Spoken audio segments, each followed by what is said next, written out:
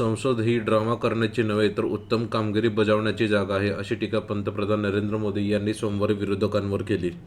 संसदेचा वापर कधी निवडणुकांसाठी वॉर्मअप आखाडा किंवा निवडणुकातील पराभवानंतरची निराशा व्यक्त करण्याचे व्यासपीठ म्हणून केला जातो असल्याचा आरोपही त्यांनी विरोधकांवर केला.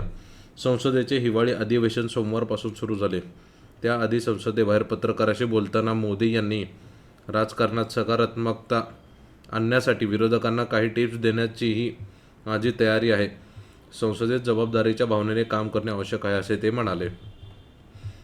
SIR प्रक्रियेवर चर्चा न झाल्यास हिवाळी अधिवेशनातही जोरदार आवाज उठवण्याचा इशारा विरोधी पक्षांनी याआधी दिलेला आहे.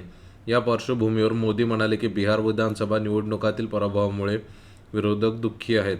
आपला पराभव झाला आहे हे मान्य करण्यास ते तयार नाहीत. पराभव संसदेच्या कामकाजात अडथळे निर्माण करण्याचे कारण असू नये, तसेच विजयामुळे गर्व होणार नाही याची काळजी घ्यावी लागेल.